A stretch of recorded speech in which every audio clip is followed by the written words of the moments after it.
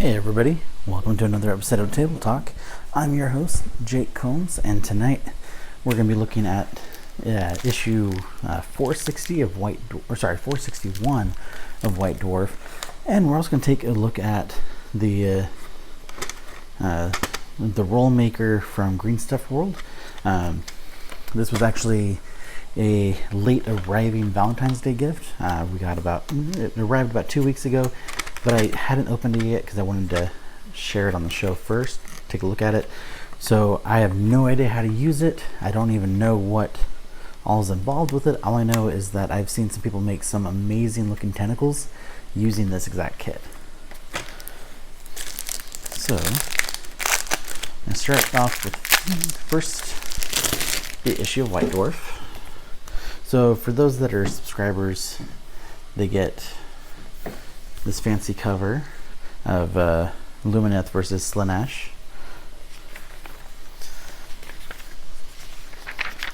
Then, as always, we start off with the contact section. Wow, can't speak very well today.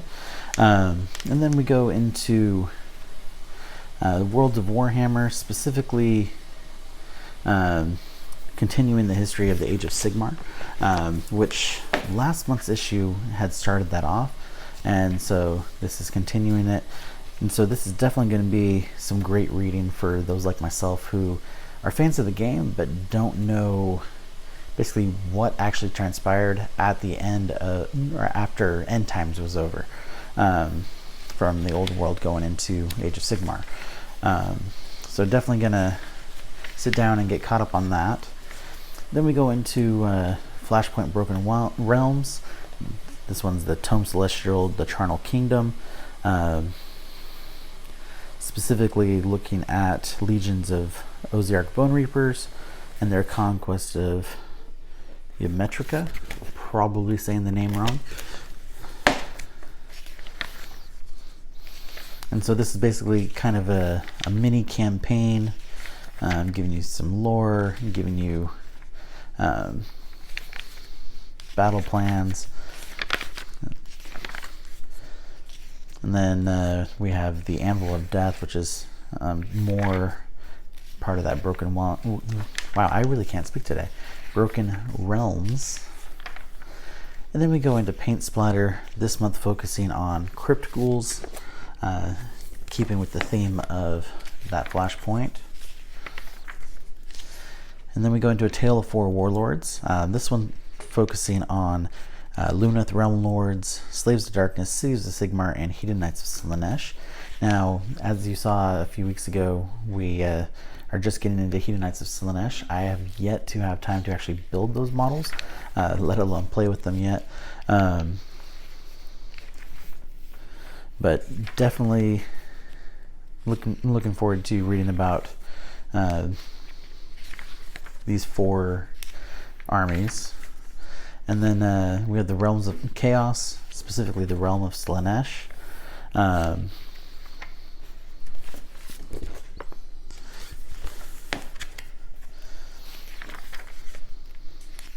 And showing some of the Slaanesh specific color schemes and models for both 40k and Age of Sigmar. And then to match that, we also have some custom bases that were done, one of which using tentacles, and so you can actually custom make that using our little tentacle maker.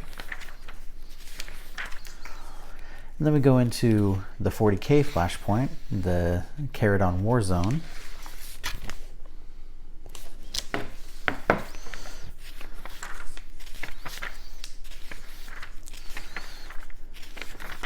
And it looks like it even comes with a little bit of a story with it too.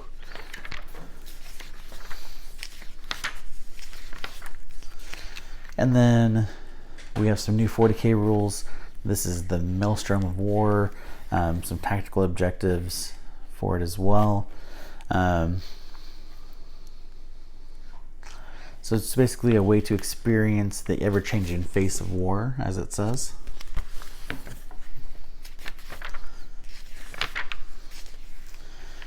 So you can do specifically Maelstrom of War games, and so it gives you those special rules for it, stratagems, missions. And then we go into the battle report. Looks like it's Necrons versus Gene Stealer cults. Definitely some cool factions there visually. I've always enjoyed the Necron aesthetic. Very much look like robot versions of Tomb Kings. So that's one of the reasons I've always enjoyed them. Gene Stealer cults, I've always been a big fan of Tyranids. So the fact that Gene Stealer cults has really become a thing since I used to play Tyranids is something I've always kind of wanted to get into. So definitely looking forward to reading this battle report and checking it out. And one thing I love about the battle reports too is you can easily kind of pick up new tactics and new ways of playing for your different factions. And then we go into Echoes from the Warp. So this one, it says about putting rules in their proper place. I'm not really sure what that means. I think maybe it's going to be more fine-tuning the rules or more explanation of the rules.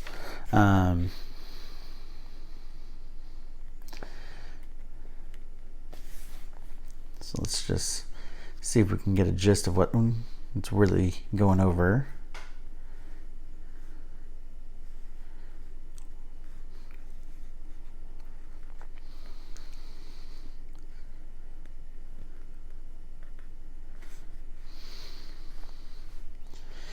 So it looks like it's more of an explanation of why certain rules go with certain units and how they all kind of came together. Then we go into Dire Chasm's glory points. So it kind of looks like they're doing a little bit with Beastgrave in it as well. And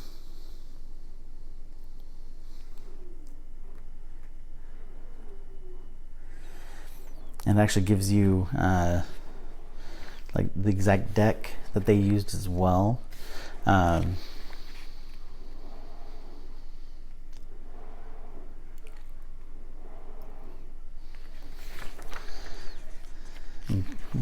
Kind of focuses on building synergy. And then we go to the Path to Victory, specifically the Lumineth Warband and the Hedonites of Slaanesh Warband for Underworlds.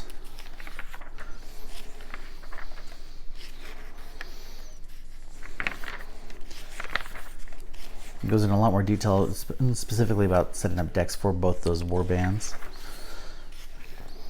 And then we go into Black Library, Dawn of a New Era, which this isn't a section that they really do, at least not very often. I don't remember the last time that we actually had this. I think Dawn of a New Era is more the title based on the books that they're talking about. And it looks like they're talking about books from Guy Haley or Halley, Nick Kime, and Andy Clark.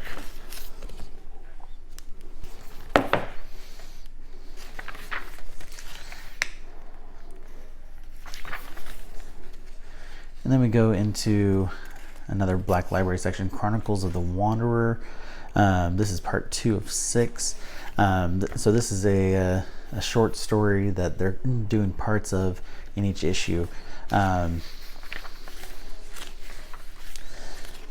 definitely worth checking out. And then with last month's issue, and then going into this month, and then the next 4 months as well.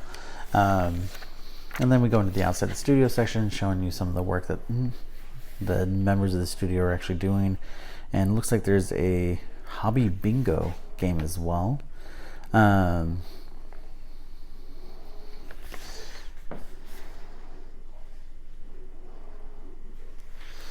So specifically in December, I guess they had actually first rolled this out, and I somehow either don't remember it or completely missed it.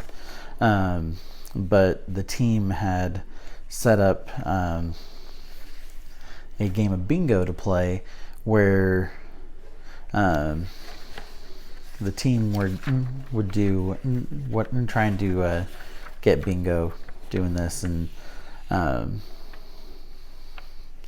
so definitely could be a fun time, especially if you want to cut this out and play it with your gaming group.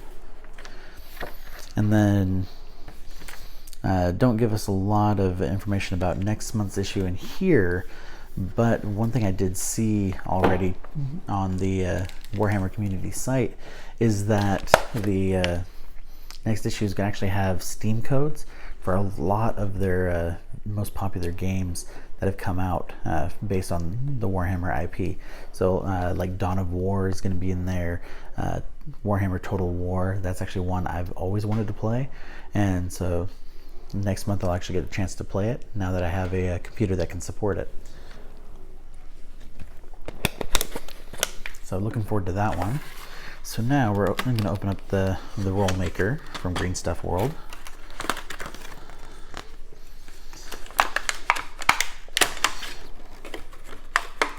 So as I mentioned, no idea how to use this.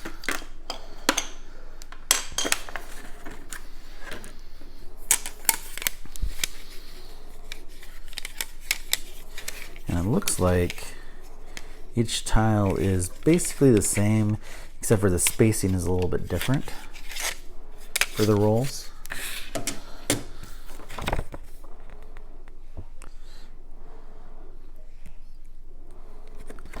So they give you a picture of some examples.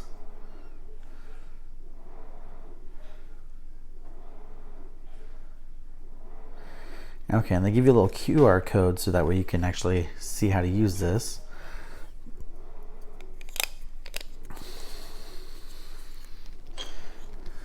But looking at the placement, looks like you'd lock it in place here, and then I guess roll your green stuff out, or let's see. Okay, so it looks like you can actually like kind of smash it together to give you exact defined lines, so that way it's going to be the exact same thickness all the way through. So that must be why there's two of each.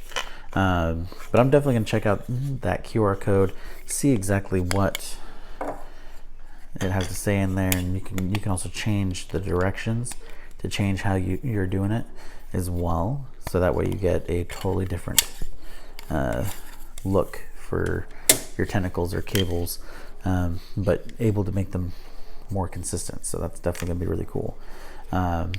And then like I see that some of them looks like they've done them at a diagonal, so that actually makes it look like rope, or like braided rope of some sort. So very cool. Definitely looking forward to giving this a try. I know that I'm always on the lookout for things that can make my green stuff skills better, which are almost none at the moment. Basically I can do like rocks and gap fills, and that's about it. So don't have a lot of experience yet with making anything much more detailed than that. So definitely looking forward to giving this a try. There are rollers that will actually help you kind of make kind of flat pieces of like stone and stuff like that. Are really cool looking, definitely worth checking out, and the prices aren't unreasonable. Now most of their stuff you can get through Amazon. I ordered this directly from Green Stuff World because I couldn't find the roll maker on Amazon, even though I know I've seen it before. It's just when I went to order it, I couldn't find it. So, and I'm guessing that those weren't being sold from them directly. That might have had something to do with it, but I didn't look too far into it. But even though I got it shipped directly from them, which came all the way from the UK, shipping wasn't even wasn't unreasonable either. I mean, I paid, I think it was like $15 for this set on sale, and the shipping was only like $6 to $9, something like that. So definitely a reasonable price.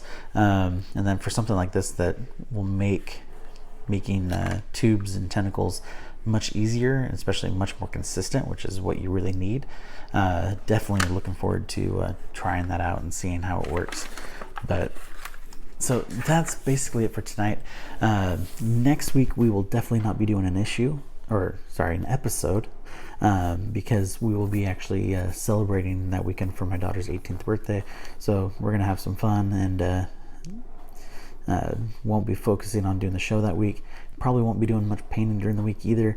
But the week after, we will return back, and the plan is that unless we have some other unboxings to do by then, that will actually be probably building some new Aeronautica ships that we've previously unboxed that we haven't gotten around to building, because decided the bases that I was going to paint, instead what I'll do is I'll show you the finished product of it and talk about the colors I used. But the painting of it is not very exciting. I mean, it's just more tedious than anything else.